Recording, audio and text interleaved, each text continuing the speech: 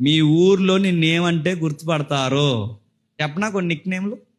కాగ్గాడు, అడివెదవా, గెడ్డ మీదవా, మేగ్గాడు, బౌర్ఫిల్ ఎదవా, ఇంకా చెప్పండి, గుర్తురాట్లేదు. మీ నిక్ నేమ్స్ ఏంటి? మిమ్మల్ని ఏమంటే మీ ఊర్లో గుర్తుపడతారు? మీ అడ్రస్ ఏంటి? మీ సంఘంలో మిమ్మల్ని ఏమంటే గుర్తుపడతారు? తమ్ముళ్ళందరిని అడుగుతున్నాను నేను. మిమ్మల్ని ఏమంటే గుర్తుపడతాడు?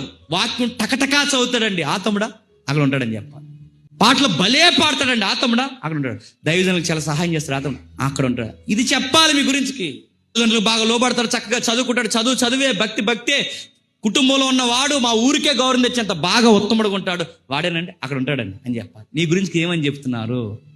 ఏమంటే నేను గుర్తుపడతాడు? అదండి మన వాళ్ళ అమ్మను కొట్టాడుగా, అది అక్కడ ఉంటాడు. ఏదో స్కూల్ ఎగ్గొట్టేసి ఈ మధ్య 10th పోయింది కదండి, కరోనాలో కూడా పాస్ అవ్వలేదండి. ఆడు అక్కడ ఉన్నాడు.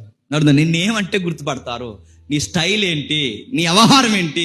యోసేపుడు అన్నారట, యోసేపుని గుర్తుపడుతున్నారట, నీతిమంతుడు అంటే గుర్తుపడతాడు. మరి అమ్మనే బాగా వినండి, దేవుడు గుర్తుపెట్టాడు, సమాజం యోసేపుని గుర్తుపట్టాడు.